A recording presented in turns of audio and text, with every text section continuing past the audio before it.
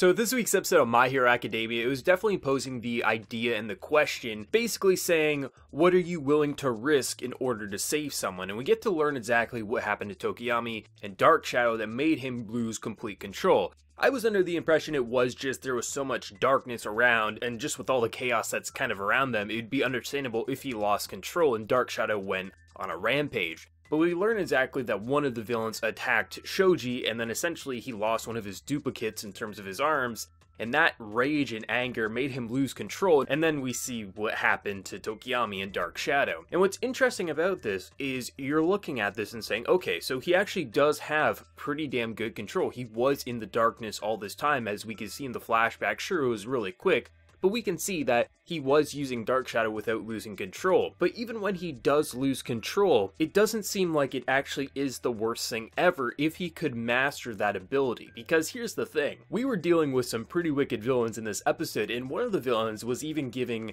Bakugo a tough time. But once Dark Shadow kind of rampaged along throughout the forest, he took out this villain in like half a second. He was absolutely a powerhouse. Imagine if Tokoyami could actually master that strength. He would be the best hero to kind of take the night shift in that town because he's absolutely a powerhouse. But the thing is can he master that rampage and just let loose and let it kind of consume him? That's going to be interesting to see, but nonetheless, it was amazing to see what ultimately the outcome was for Tokoyami, Bakugo, and everyone else in this episode. It was just absolutely incredible. And to see just the idea of kind of posing the question of like, what are you willing to risk? Because Shoji was willing to risk everything to save his friend, as is Deku. Deku is a mess. He should be feeling a lot of pain, he should be suffering, but he hasn't saved everyone, and that's what a hero does. He's willing to risk his life, he's willing to risk damaging his body forever to save the people he cares about. And I just love the idea of you just have Bakugo just kind of in the background saying like, I don't need saving, you guys are all stupid, and they're all kind of discussing how to save him. It was really funny. I actually expected Bakugo to take off, be like, screw you guys, I'm going to fight these people if they want me. But it was interesting how he just kind of tagged along, and then when he ultimately did get removed from the group, I was like, okay, of course, he ran away. But then you see this kind of magician guy who can apparently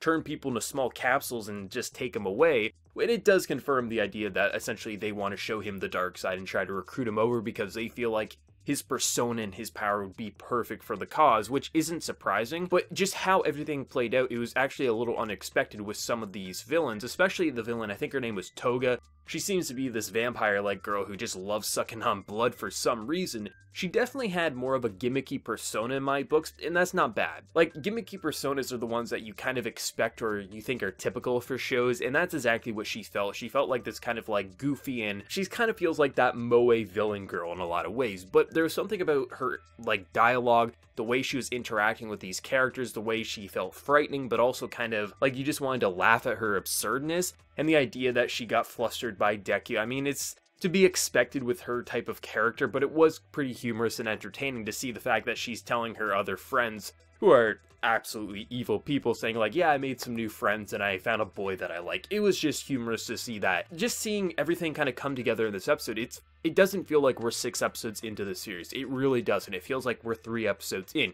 Granted, this is all happening pretty much in one night, so it's a very small time frame for the episodes, but it's interesting how much has been happening, but it feels so well contained. Like, everything feels so perfectly balanced in this arc so far, and there really is a threat. Like, the fact that Deku and the gang get thrown as like a human bullet and they crash down the party, like, I'm interested to see what's going to happen with Bakugo. Because on one hand, I actually think it'd be really fascinating if Bakugo did get captured successfully, how to talk with these villains. Because I do feel like Bakugo isn't the type of guy who would give in. I really do feel like he wouldn't give in to the dark side.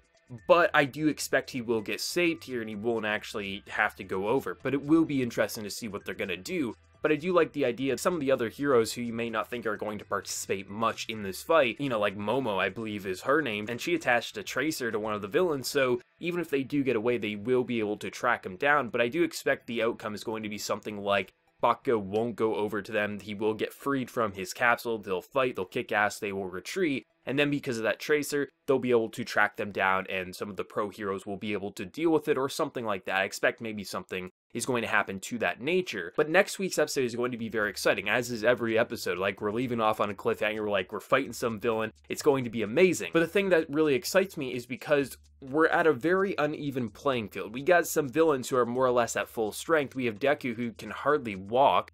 Granted, I guess he can walk, but his arms are just completely broken. Like, he's going to keep pushing himself. He's going to keep breaking himself, and we know that damage is going to have a lasting effect. Like, I'm worried how much he's going to push himself to save his friend and where that's going to lead, and also the punishment that he's going to get for being so reckless. It's really hard to say where this is going to go. But we just have so much going on in this episode, and setting up for next week, we know it's going to be exciting. The comedy was also pretty on point. Like, when Deku realized that Bakugo was gone, they had this, like, blue dramatic zoom in. It was just funny. All the facial expressions when we were in the pain and suffering was really damn funny. Another good episode, really. This arc, I don't have major complaints. Like, ever since you get past episode 1, which was that recap episode, 2 through 6 have just been killer, on point, emotion. Sure, it has some of the tropey gimmicks, but the show's not a tropey gimmick. It's very much a core foundation of characters and a story, and it just has a lot of charm to it. I'm loving this season of My Hero Academia, to no surprise. But let me know what you're feeling down in that comment section below, and if you enjoyed the video, remember to leave a like, and if you're new, also be sure to subscribe. So until next time, everyone, please take care and have a good one.